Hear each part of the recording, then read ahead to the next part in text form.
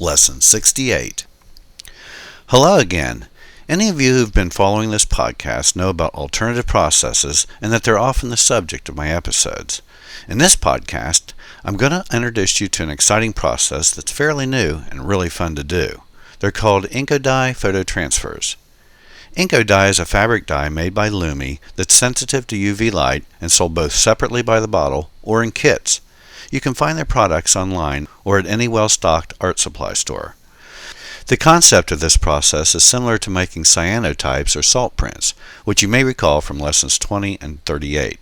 But unlike those processes, you can choose from a variety of colors, and the final product is washable and resists fading. You begin with a digital negative and use the light of the sun to produce a positive image in the color or colors of your choice on fabric, watercolor paper, and just about any smooth, porous material. I introduced this process to my advanced photo students at the high school a couple of weeks ago, and they'll be your teachers in this episode. I had the whole class create their own custom t-shirts using their own original images and the dye photo transfer process. The first part of this process is to choose an image that has good contrast and then convert it into a black and white negative using Photoshop, an inkjet printer, and inkjet transparency film. In Lesson 38, I showed you how to create a digital negative, so you can refer to that if you don't recall how to do it. One important note, though, is to not flip your image horizontally, as suggested in the video, since you'll be getting the shiny side of the negative wet in this process. Also, make sure that the dark areas are as black as possible for good results.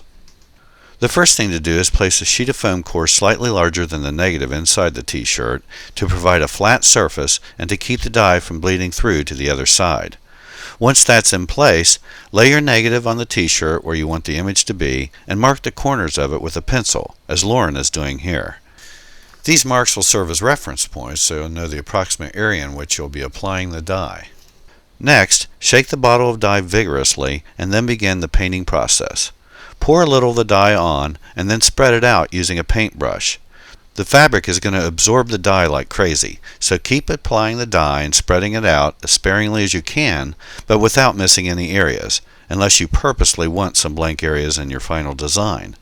Lauren is going for the random approach for borders, but another option is to create a clean border with painter's tape or duct tape, as Daniel is doing here. Once you've applied the dye evenly, you must blot the excess dye out to provide a clear image and reduce moisture content. The moisture will build up under the negative during exposure, and you need to minimize that for best results. Lauren is using a cheap school-issued paper towel here to soak up the bulk of the excess dye, then touching it up a bit in places like so. Next, carefully place your negative, smooth shiny side down, onto the t-shirt. Be sure not to put the side of the negative with the ink against the wet dye or you'll ruin it. Once it's in place, press down on the negative with the palms of your hands to assure that the fabric is flattened out and the negative is making good contact with the t-shirt. Now use a few push pins to hold the negative in place until you can get it outside to contact print it. We're going to use the glass of a contact printer to hold the negative down during exposure, but you can use a large pane of glass as well. Remove the pins and carefully lay the glass over the negative. It's a nice sunny day, so Lauren's going to make about an 8-minute exposure. It's hard to overexpose one of these, so it's better to lean toward the dark side than the light side when exposing it to UV light. 8 to 10 minutes is the recommended time for a sunny day, and 15 to 20 minutes for a cloudy day. As you can see, the dye is already changing color. She'll stay out here for a while and time her exposure until bringing it back inside to continue the process. Lumi makes a product called Synthropol that's used to wash out the unexposed dye from the fabric. This is similar to fixing a print after development to make it permanent. I learned the hard way that it's better to pre-wash the fabric first in hot water before washing it with the Synthropol to cut down the amount of dye in the wash. So we'll pre-wash the shirt for about 5 minutes in these buckets, agitating manually. You can also wash and rinse your t-shirt in a washing machine. After the pre-wash, we'll wash another 5 minutes in another bucket with a capful of Synthropol mixed in. After a 5-minute wash, we rinse again in warm water, and there you have it, the finished product.